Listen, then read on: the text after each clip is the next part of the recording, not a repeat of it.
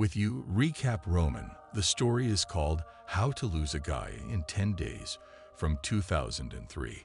Subscribe to the channel and give it a like. It will help promote the video. Thanks. Andi Andersov writes a column in a women's magazine where she gives useful advice to women. At the same time, she checks all the tips on her own experience.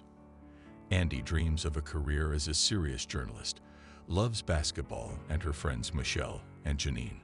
But Michelle didn't come to work, and Andi realizes that her boyfriend has dumped her again. She went to her friend to bring her to her senses. Meanwhile, Benjamin Berry was going to work on his bike, not knowing that there are a couple of unpleasant surprises waiting for him. Ben works at an advertising agency and promotes sporting goods and beer, but he wants to go higher, to become a more versatile advertiser. Benjamin learns that the DeLauer couple selling jewelry are looking for a new advertising agency and decides to get them as clients. But his boss, Philip Warren, wants to give the order to his friends Judy Spears and Judy Green because women should know better in such matters. And while Ben is figuring out how to get round his female colleagues, Andi drags a tearful Michelle out of bed and takes her to work. On the way, her friend confesses that her boyfriend dumped her for a reason, because she was capricious, overly romantic, and very annoying. At the meeting, Andi tries to push through her political article, but the editor-in-chief, Lana Zhang, tells her to hold off on such publications. Lana promises that when Andi becomes a popular journalist, then she can write about whatever she wants. But in the meantime, she needs new material, and Michelle gives Lana a topic for an article. She needs a story about Michelle's relationship with her boyfriend. But Andi offers to write bad advice for girls on how to get rid of a boyfriend. Lana likes the idea and gives Andi 10 days to find a man and make him dump her. Spears and Green show up at the magazine's editorial office, and Lana tells them about Andi's new article, and Andi likes the idea of seducing a guy and getting rid of him. In the evening, they go to the club for a meeting with Warren. Ben shows up uninvited. He claims to be a great judge of women, so he can easily sell them diamonds.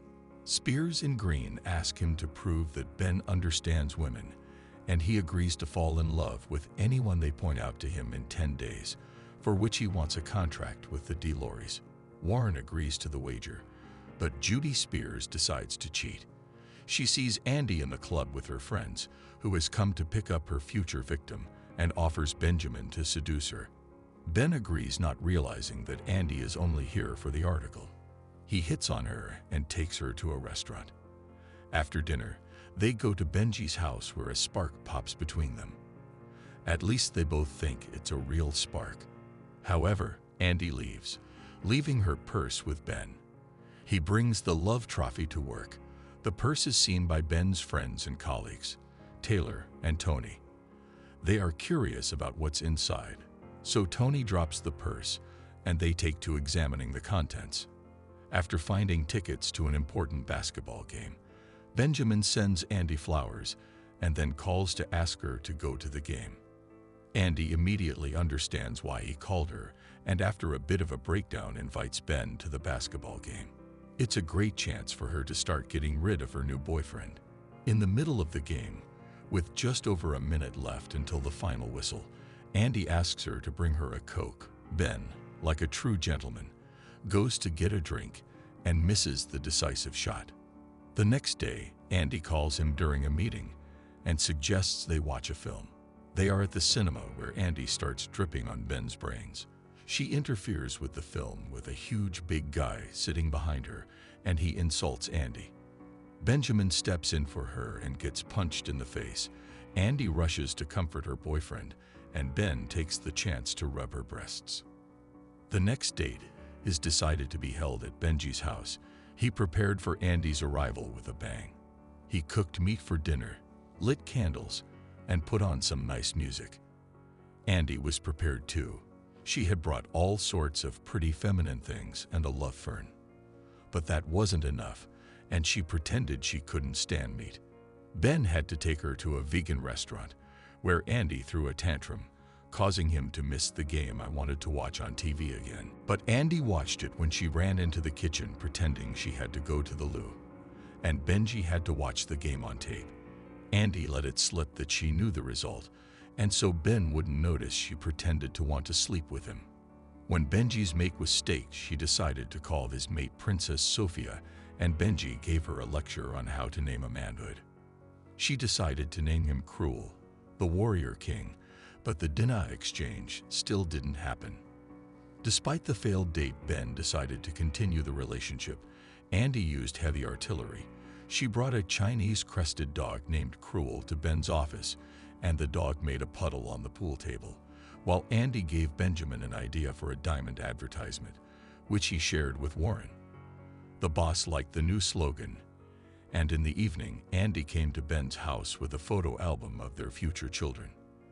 There were no neural nets and other software back then, so she took the photo on her work computer. Benji had been to Interstellar, the black hole, the fifth dimension, and even there he hadn't seen horrors like the ones in this photo album. The potential babies looked like they were the love child of very close relatives, but Andy was fascinated by them. So Ben pretended to like them too.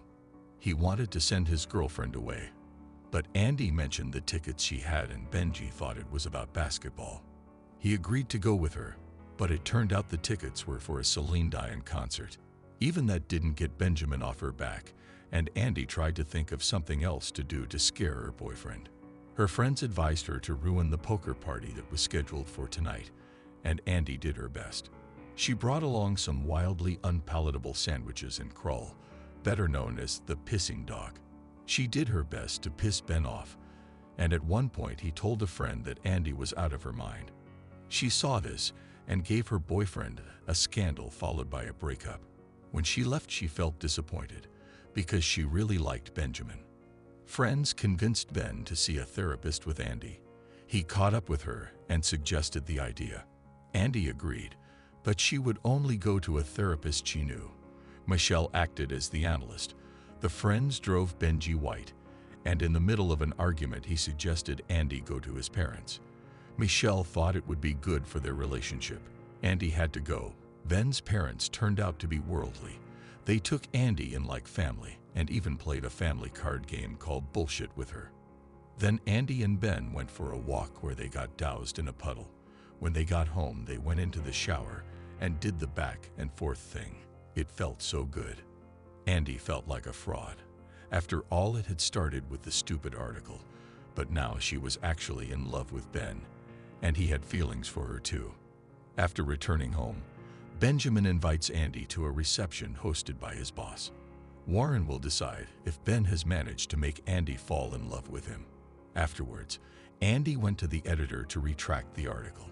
She couldn't write about her lover, but Lana said that, as a professional, Andy had to meet the deadline despite her personal feelings. Warren hosted a reception for the DeLauers, and they prepared diamond jewelry for the guests. When Andy arrives at the party, she is presented with a very expensive necklace. Then Warren approaches her to ask if she is in love with Benjamin. Andy couldn't answer the question directly, but Warren realized that she had feelings for Ben. After finding this out, the boss told Benjamin. He also told him that the contract with the DeLauers was going to him. Realizing that they had lost Spears and Green decided to mess up the lives of everyone involved in the bet. They told Tony and Thayer that Andy had just played along with Ben, and when the deception was exposed, they would lose the lucrative deal. The friends ran to Andy and asked her to pretend she didn't know anything about the bet. She didn't know, but Tony Thayer hadn't blurted it out on purpose. Meanwhile, Benjamin talked to Lena, and she told him that Andy was writing an article about how to get rid of a guy in 10 days, but then she realized that Ben was the guy the journalist had been harassing and kept quiet. When Andy found out about the bet, she got upset and drank too much. She wanted revenge. So she announced to the crowd that Benjamin had prepared a special number for them. Ben came on stage and didn't let Andy just leave. They decided to perform a duet song during which they started accusing each other of cheating. Eventually, Andy ran off with the necklace, and Ben ran after her. On the street, they expressed all the accumulated grudges to each other, and only the security guard who came to take away the jewelry could stop their quarrel. After that, Andy wrote a touching article about the incident, and Lana liked it and agreed to give her journalist full creative freedom. At first, Andy was happy because she had always wanted to write about really important things, but then the joy was gone because Lana said that she could only write about fashion shoes and other things that the readers of the magazine were interested in. Realizing that she has become a hostage to her column, Andy quits and plans to move to Washington, D.C., where she has been offered a job. She visits Michelle to share the news, but their hen party is interrupted by Michelle's ex-boyfriend, who wants her back, and the two of them leave to rebuild their relationship. Meanwhile, Benjamin receives a magazine from Tony with an article by Andy. He reads it and realizes that she really did love him. Ben goes to Andy's house to tell her how he feels, but she's not at work. He rushes to her house and sees Andy leaving in a taxi. The only way to catch up with the car is on the bridge. Here, Ben and Andy openly talk about their feelings and realize that they can't live without each other. Andy decides to stay with Benjamin because she can work from New York. That's all for now. Subscribe and like if you want more new videos.